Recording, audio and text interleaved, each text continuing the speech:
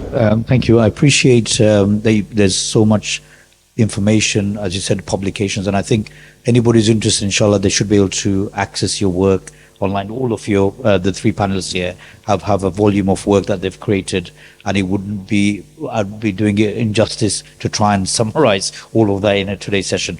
Thank you, Jazakallah khair, for your sort of quite crystal clear thoughts there on that, and I think thoughtful, for us to ponder upon. I think considering the time, I really would like our audience to participate really.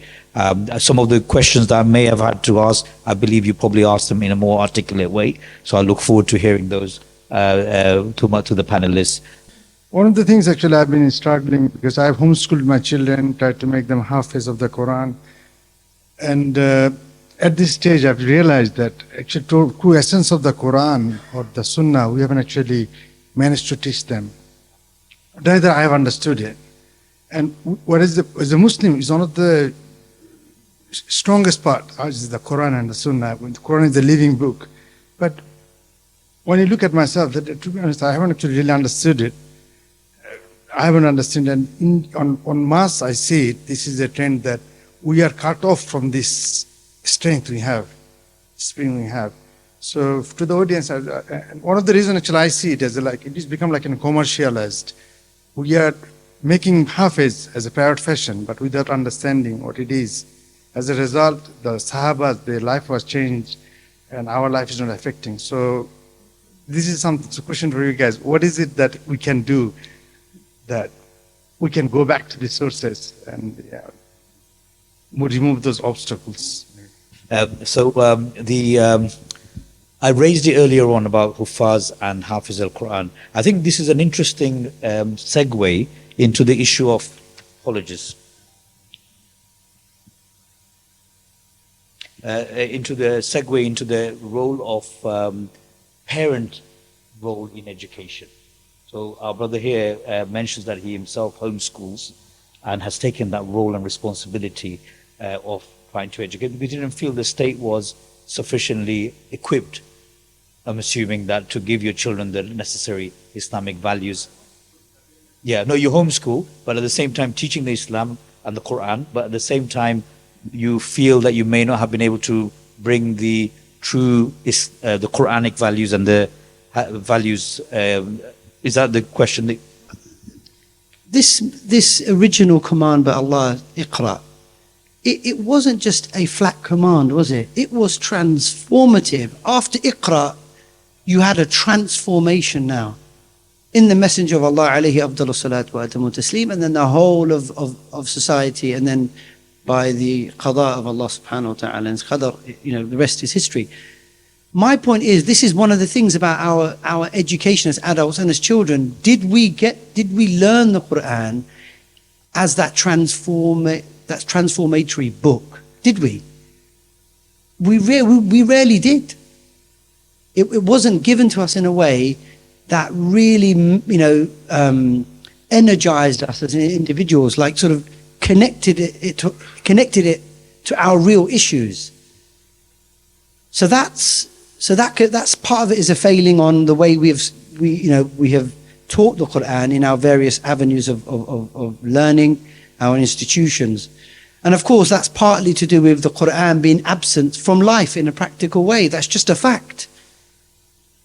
The Quran, being this living document, it's not itself implemented in the way that it was originally implemented. It's just a fact. We are not living under the transformative laws, ideals, precepts of the Quran and the Sunnah as well. We're just not. So I'm wholeheartedly with you. How do we get that transformative aspect of the Quran? Well, this is where now we need to think as a community, who is doing it, and how can we do that? And it's a big challenge. It's a big challenge. I'm going to take a little bit more of a positive approach on it. And brother, I imagine that there are aspects of the Quran that you have understood and that your children have understood without even necessarily knowing where they are or what they're about. Because the very fact that you chose to homeschool your children and teach them the Quran means that you've learned something of it. Each and every one of us is on a journey of understanding the Quran, and we all need to approach it in different ways. And every day we would learn something new from it. So whilst I'm not disagreeing with anything that has been said, and I fully understand the importance of making our education more transformative, I do think what we need to look at is the ways in which we are already doing some really positive things. Hifz is an important part of our tradition. It's not something that's holding us back. What's holding us back is the things that are missing. The things that we're doing are still really important, because embodying the Quran within you, and this is how it was traditionally understood, that you hold the Quran within you. It has a power within you to keep you close to the deen. The utterance of the Quran connects us to Allah subhanahu wa ta'ala in beautiful ways. There are ways of feeling that meaning which are not necessarily there with just understanding the language. Of course we should understand the language. There are lots of ways. Recently, one thing that I'm doing is somebody sent me an app. And yes, technology, we're not a great fan of it. But this particular app, you learn 2 or 3 words and then a bit of grammar every day. And you begin to start, when you start doing it and then you start reading, you begin to start understanding more and more. So there's lots of things that we can do. I think that teaching Arabic language is important. Arabic language is a language of Islam. But very few people will master it to a way that they can understand the Quran as it should be understood. The approach that we take in our schools is we develop a conceptual map using terminology from Arabic terminology, Quranic terminology. So we unpack that terminology through key questions and talking points that we have in our halakha curriculum and program. So children learn, for example, the term iman, and they learn the term sabr, and they understand them as concepts. Then they understand the connection between those 2 terms. Then they might learn the term shukr, and then they will link shukr back to iman and link shukr back to sabr and link it to each other.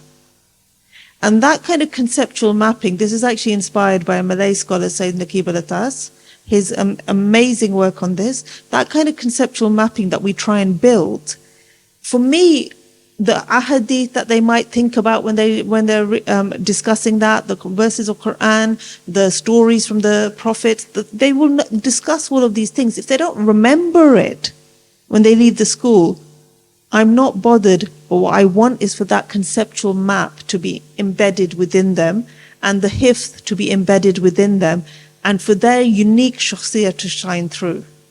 Because that is actually giving them an understanding of the Quran. So I think I really believe that I'm going to say something maybe a little bit controversial now.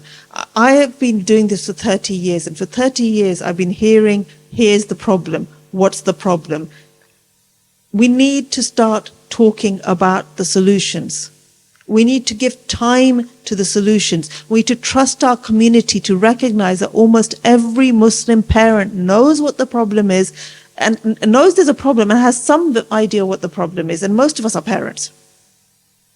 What are the solutions? We have to give time and space to that and support people to do it. So I'm not disagreeing with that the problem is there, but I think that we need to start shift gears now, because we've got to move forward. Yeah, very briefly. I think again, Dr. Farah has really hit the nail on the head. Look, I will say 2 things. Number one, Dr. Ali said something really interesting: the role of the family. And I just want to say this. Look, when long before I went into higher education, it was secondary schools that I started at, and you would see that the problem when we received children and why they were so disorderly, why Islam, it's an Islamic school, and yet there was a distance and it was disjointed, a connection between them and Islam, is because the family, we teach them about Salah, etc., and then they go home and mom's not praying, dad's not praying, dad's smoking and watching the cigarette and using the most colorful language when he's teaching his or talking to his children. So what can you expect? So family is the real important part. I just want to say one thing. One of the things that family, you need to prepare your children, build them up, okay, and certain values that you need to instill in them. And just want to say one thing that Dr. Farah said about respecting teachers. You know, I'll just tell you one story, and I'm looking very mindful of time. I promise it won't take too long. You know, I don't know how true it is, whether it's true or false, but anyway, the story is nice. It's about Alamgir. And what happened in India, he employed a teacher to teach his son. And, you know, it was a muddy day, it was a raw road, and the teacher came and it was raining and his feet was dirty. So, were dirty. So he told his student, the prince, if you like, to get some water so he can wash his feet. And so he did. And then he told his student, which was the prince, it's not Alamgir, was it Aurangzeb? Aurangzeb, I think it was. Anyway, and he asked him to pour the water over his feet, the teacher's feet, and the teacher was rubbing away the dirt on his feet. And at that point, okay, Alamgir or Aurangzeb came in and found that his son was pouring the water and the teacher was wiping his feet. He got really angry and just left, didn't say anything. He sent his guard, okay, and said after the teacher, and said after he finishes the class, the teacher should come and see him. The teacher got worried and said, no, subhanAllah, it's probably because he's a bit upset because his son was pouring water at my feet. So he was there, and then he went to see him, and he said to him this. He said, look, I employed you to teach my son, right? I employed you to teach my son. Could you explain to me why my son was pouring water on your feet and you were rubbing the dirt off your feet? My son should have been pouring the water over your feet and rubbing the dirt off your feet. So, you know, what I'm trying to say is that we should teach. The first thing we need to do before we send our children into school is teach them how to respect teachers. Because one of the biggest problems teachers face in school is the blatant disrespect that they find. Moving on to that part of the final point, I promise you I'll finish in about 10-15 seconds. Istaqimu walan tuhsu. Do you understand? Do as much as you can. You can't encompass the entire deen of Islam. It's completely into your lives. Do as much as you can. It's what Dr. Farah said. Really good advice. Do you understand? You are doing as much as you can. Stick to those parts and do as much as you can. That's what I'm saying. So don't ever think, Habibi, you're doing homeschooling, right? Don't ever think you're doing something small. You're doing something massive, which lots of parents can't do. Sorry for taking it. Jazakallah khair. So I'll take a couple of questions. If I could have, I'll come back to you in a second. So if I could take a couple of questions and then I'll come back to the panel. Yes. Firstly, just want to say thank you so much to the panel for a really informative and interesting discussion. I had a couple of questions, so I'll just read them both out if that's okay. You can decide which to answer or have your views on. So it's been really interesting to hear the thoughts and points about empowering Muslims and the importance of deepening our knowledge of and in Islam. You've also spoken about the bias that exists in certain communities about using the knowledge we acquire, be it from secular or madrasa or Islamic curriculum, to become the doctors, the engineers, the lawyers. I'd just like to hear your thoughts about, you know, the power that Islam and Islamic education, Islamic viewpoints can have in the arts, humanities, and written word. As we've seen from the genocide in Gaza and other parts of the world, it's not just the doctors and the scientists that have been targeted, it's the artists, the writers, the philosophers, the poets. So I wanted to get your views on how we can raise the power that these creatives can have in our communities and empower Muslims, that these creative streams are just as important in conveying the beauty and power of Islam. And my second question was, I think to some degree we have seen Islam be weaponized for personal gain by the East and West. I think a couple of people on the panel have also said something along the lines of the rulers in the Islamic world maybe do not have a view on kind of a vision for Islamic education. What are your thoughts on potentially these powers actually being scared of the power of Islam and Islamic education, and that being a contributing factor to the decline that was discussed earlier in the evening? Yeah, the question on this side. So my question is individual to each of the panelists over there, but to Dr. Chowdhury, my first question is this. I understand where you're coming from in terms of a political theology, in terms of a theology, but I don't see a political theology in what you're saying. So I want to know, how do we change what we're doing in terms of looking at it from the pedagogy of the oppressed? Effectively, why do we need a school of Oriental and African studies? Why don't we have a school of Occidental and Aryan studies? The idea of whose view and whose eye you're looking through. This goes to you in terms of a specific point on political theology. Dr. Farah, I totally agree with about 99% of everything that you've said, but I suppose one of the things is this balance between the material of what you're actually teaching and the processes in which you're teaching them. So adab, I wanted to ask you about the concept of adab in relation to education and how that works. In terms of, say, that Naqib Alatas, obviously, one of the things that we have is that he's tried to set up the university in Malaysia. He's done that in Pakistan as well, but they haven't necessarily worked out in the way that we thought that they would work out.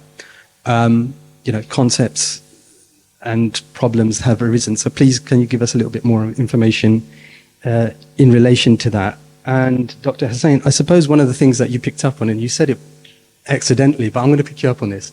You said, I'm not a Luddite. And I think actually we should all be a little bit more Luddite-like. And the reason I say that is because they weren't necessarily afraid of technology. It was actually the fear of losing community, the idea of community itself. And on that point, I want to ask you, is it a case that, we see today Islam is increasing in numbers all the time?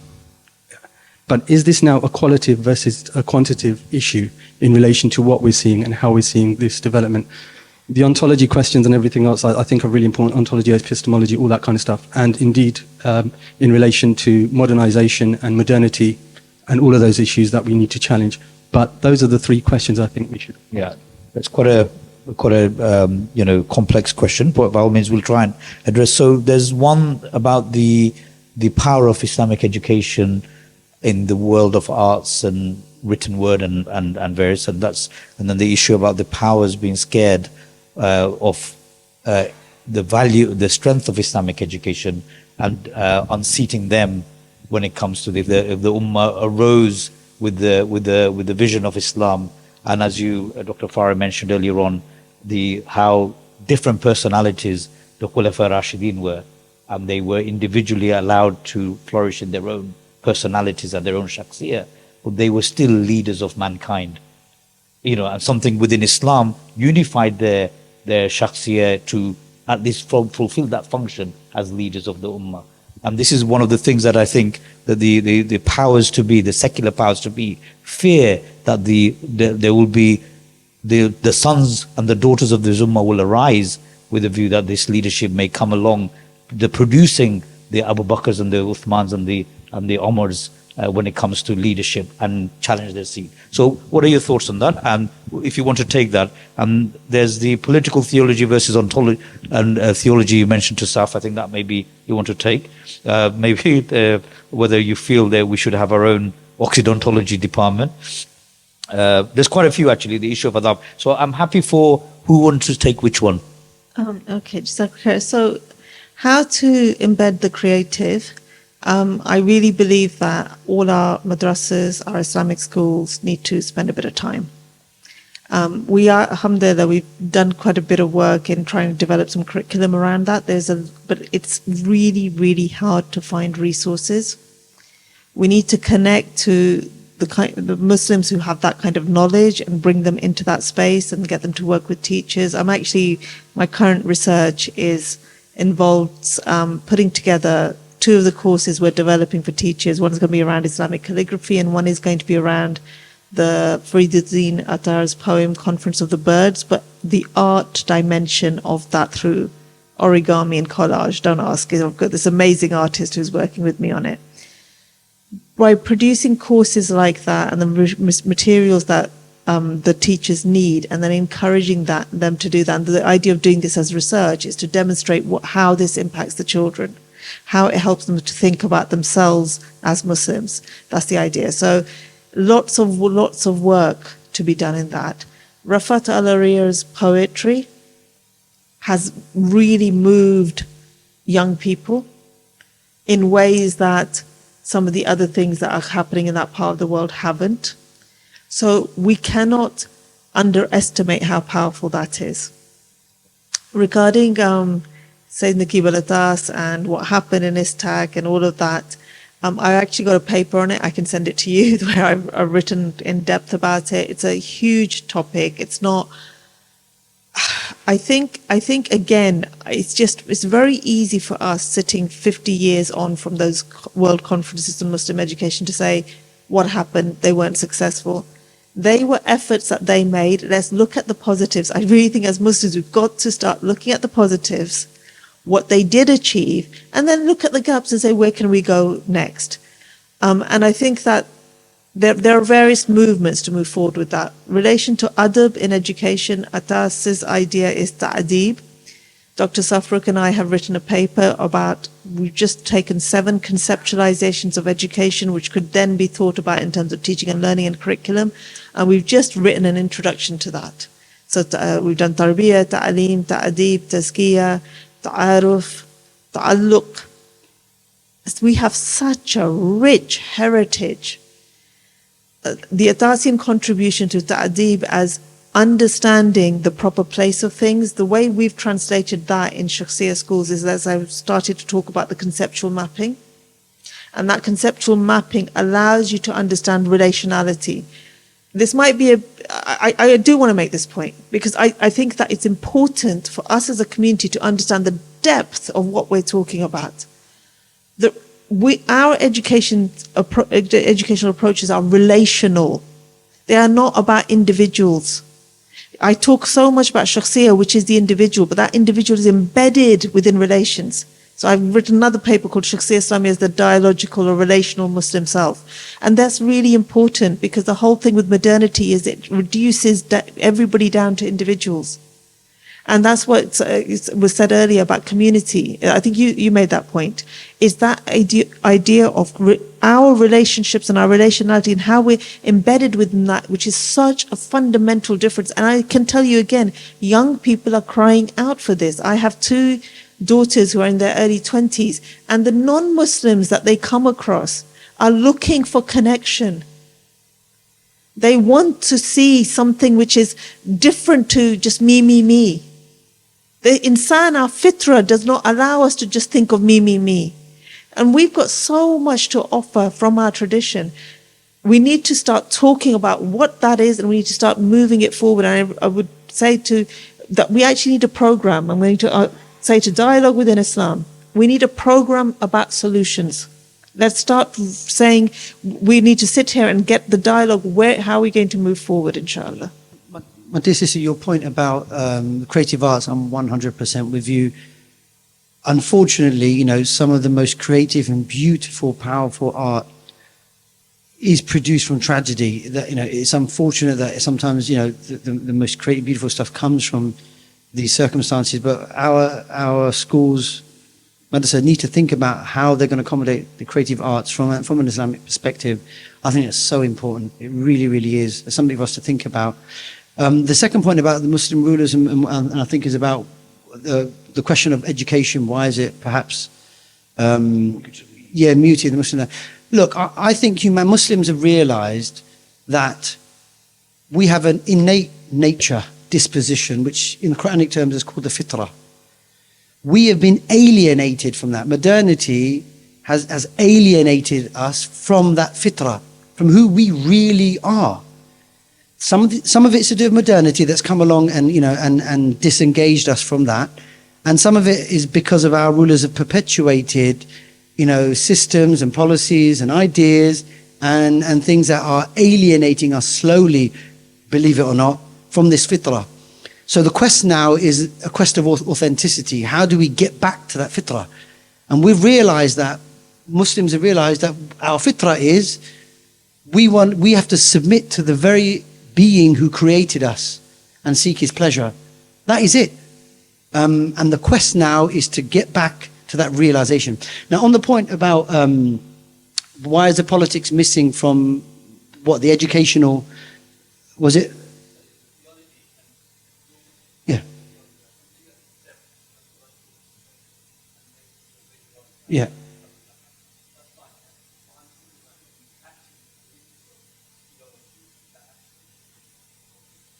Yeah, and our education system, part of an Islamic curriculum is to teach that not only are we individuals, but we are social beings, and there's a governance given to us in our religion, and that governance is something that we have to live under, which we're not, unfortunately, at the moment.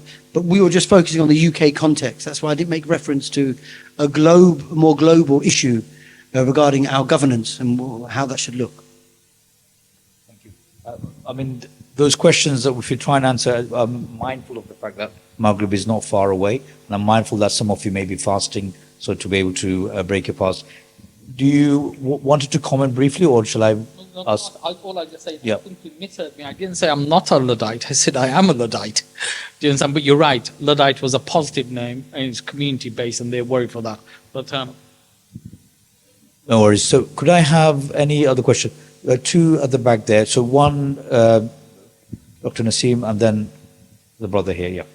I see a lot of obstacles in the Muslim community, for this change that we're talking about, this educational change, and if we can't overcome the obstacles in the community and we go to the micro level of a particular school where we're teaching, we may do that for years, decades, but we haven't really addressed the obstacles that dominate the public discourse in our community. So one of the big obstacles I see is actually been touched on is the role of the Quran. There's hardly any khutbah I can remember on a Friday where somebody is actually encouraging the congregation to, even without the Arabic, just with the English language, to even start to study the surahs that we're reciting in our salat on a regular basis. Allah subhanahu wa ta'ala in the Quran uses certain terms, ya'akilun, yatadhakkarun, yatafakkarun. These types of words come in the Quran almost on every page, where Allah subhanahu wa ta'ala is encouraging us to think. He's telling us to think about the reality, about our lives, our history, etc. There's a certain methodology there that led to this revolutionary change in the 7th century Arabia, where human beings started to explore the universe around them. Now, what I like the panel to maybe comment on is, I feel there is like an obstacle in the community. There's some obstacles, and one of the biggest obstacles is the Quran is just simply, year after year, we see every Ramadan, the Quran is completed in Ramadan.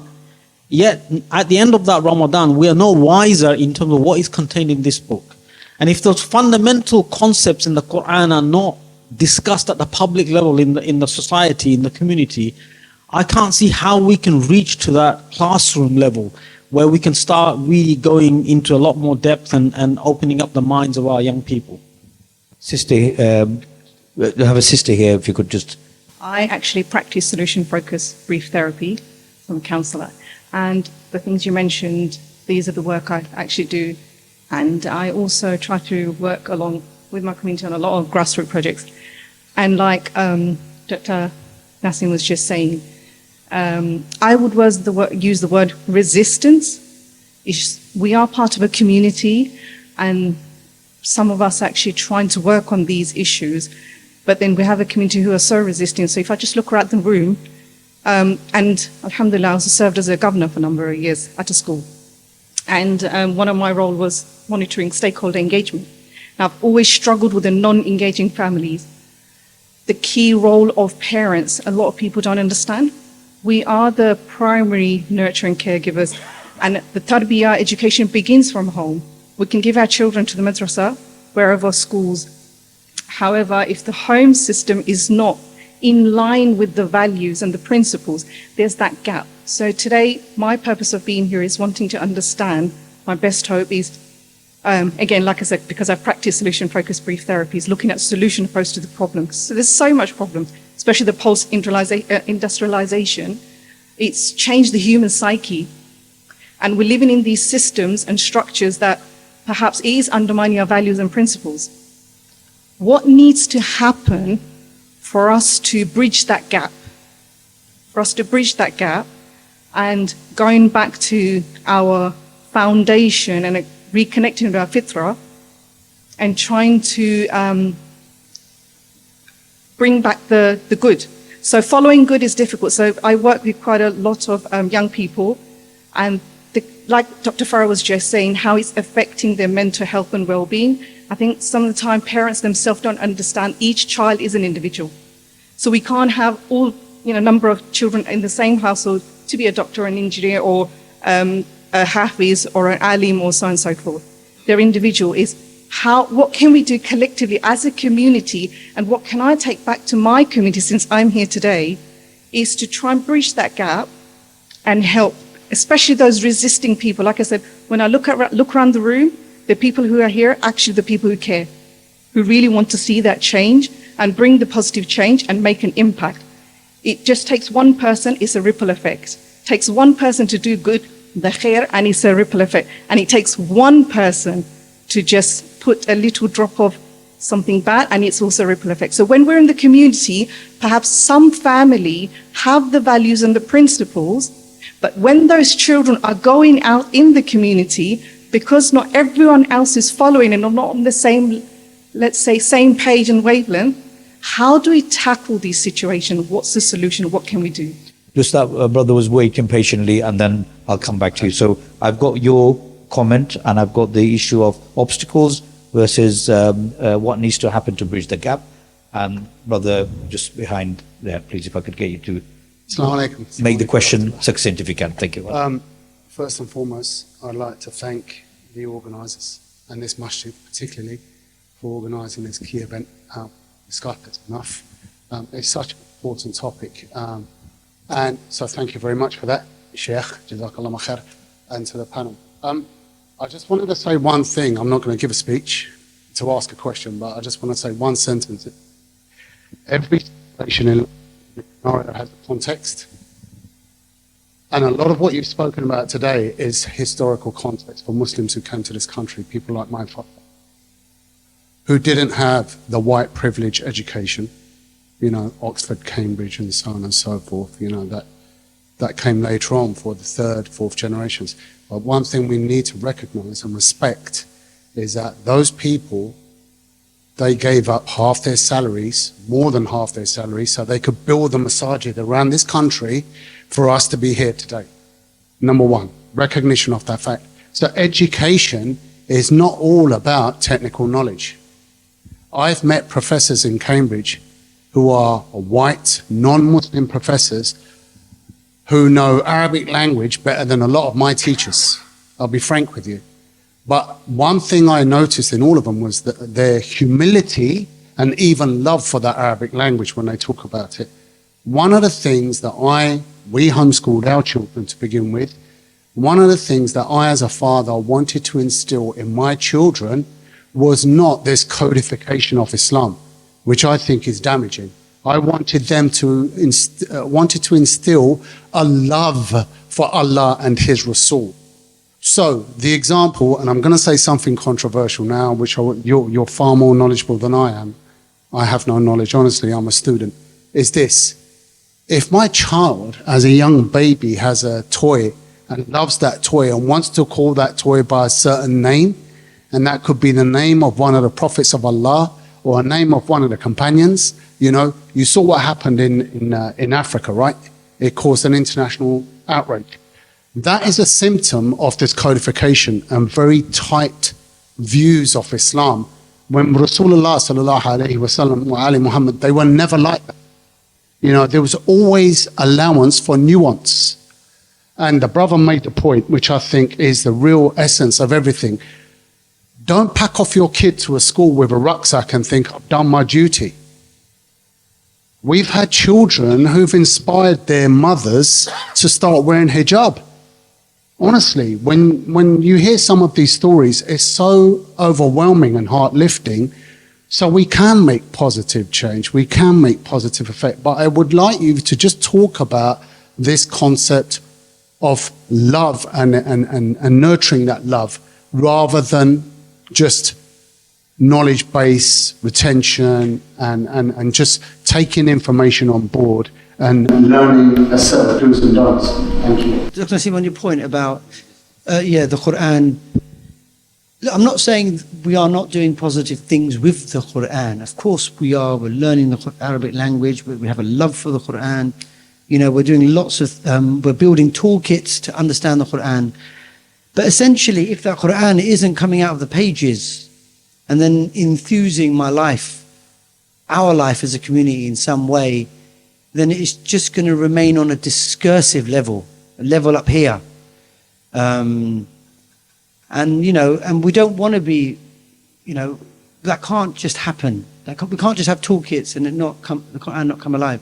Now, one of the, you say it's an obstacle, definitely I agree with you, but another obstacle behind the obstacle is that who's going to do that work? If we don't have an educational system that will produce individuals to be able to bring the Quran al-Kareem alive and make it jump out the pages and then infuse our lives as an individual, as a community, that isn't just going to come from nowhere. It ain't going to come out of nothing. Someone has to learn that, whether from their teacher who has learned it, or there's some training that comes with being able to do that, or whom Allah gives a gift, right? We don't just expect someone just to suddenly wake up and then be able to connect the Quran to the people. So I think behind the obstacle is another obstacle, and then that goes back to the whole failure of our systems in being able to produce these resources that we need. Some of it we're going to have to do, connect with ulama, people who are, well versed in the Quran, to see how it can be brought alive. People who have wisdom and knowledge, who have lived a long life. They may not necessarily be academic and alims, but they've lived a life full of practical wisdom. Alhamdulillah, in this room we have that. In every mosque we have that. So Dr. Naseem, you raise another massive question, just like the sister's question here. I think that DWI, you might want to think about this topic here, because that is, an immense topic. Going forward, look, this is literally opening a lot of kind of worms in terms of, alhamdulillah, good ones, and we will be looking at specific areas rather than just, sort of generalized topics for the sake of the topic. So I'd really be interested in this. If someone doesn't know they're ill, they're not going to seek a cure. If I think if I feel satisfied that my son has learned Juz Amma and my son has learned Hafiz, I feel that is what Islam asks from me. If I feel that, and if that's the opinion that's out there, I'm not going to feel the need to change anything. So even though we might say we don't want to talk about the problem, I think we do need to talk about the problem, because a lot of people don't think there's a problem. The mentality that's out there is it's one of satisfaction if my son can recite Quran. Whether he's learned, his shakhsiyah has changed or not, it doesn't matter to me. I can say he's a Hafiz of Quran. So I do think that it is important for events like this and other avenues, etc., raising an awareness in the community that there's a problem. We cannot anymore leave this Quran to be just carry on parrot-wise, year on year in, and then come back and realize why our children are leaving Islam. That awareness, I think events like this and other forums, we need to do our utmost to raise this awareness so the community then starts asking the question, please, can you help me learn this Quran? Thank you. Okay, I think personally, I think there's a difference between resistance and non-engagement. I think I'm not trying to diminish the challenges that we have. The challenges are there. Perhaps, and maybe I could be proven wrong, is that if you present a solution and you show what Islam has to offer educationally, if you offer, like if we develop our madrasas and are offering art classes or art camps and things like that, so this is the kind of work that we do, then that might start opening people's minds about what that is, what their children could be taking part in. So another way to engage people is not, instead of saying to them, look, you haven't understood what the Quran is for, or you haven't understood that your child memorizing the Quran is sufficient. Maybe we just sort of say, well, have you thought about this, or have you thought about that, or do you want to? There are other ways of approaching the problem, and Allah Subhanahu wa Taala challenges each. Fully believe challenges each and every one of us at some point in our life, that He enables us to do some questioning. Whether people respond to that or not is between them and Allah Subhanahu wa Taala. So that actually takes me to the point that isn't there enough in our khutbahs, in our talks, in our schools, in our books, in our very way of being, which is about love for Allah Subhanahu wa Taala and His Messenger, because He brought the message, and through loving them we love that message. And that actually takes us, like, not our education isn't just about the knowledge. It is much, much more than that. When you know, so the hadith that to know Allah is you need to know yourself. when we take these things and we start opening them out, and we encourage our children to think about what does Islam mean for them, when we start doing this, believe me, those kids will go and talk to the other kids. It does have a ripple effect. Of course, the obstacles are there. We need to go over them, go under them. There's a Michael Rosen poem. I don't know if anybody's familiar with it. We go through them. We just do our best, inshallah. We have tawakkul in Allah, ask Him to guide us, and let's just get on with it, inshallah, and let's just make the change that we can. Jazakallah khair. I really do apologize because I know there are more questions coming and comments have triggered off of the questions. And as you know, you can continue probably another couple of hours. I would like to, inshallah, bring our session to a close. I would kindly remind, and I'm going to ask Brother Kaisha Malik in a second just to do the finishing side of things. I just want to say that please stay connected with Dialogue Within Islam. Visit our website, www.dwislam.org. The QR codes are there and at the desk here. You've probably noticed we've been filming the event. Some of you may be on in the Q&A session. You may also be part of the filming. This event will be in the future, inshallah, be available on YouTube on our channel. So if you have any particular issues about being recorded, please feel free to come and tell us about it, and we will arrange something on, deal with it accordingly. I really thank the mosque, without whom we wouldn't be able to do this event, and I really, Jazakallah khair, and for the mosque committee,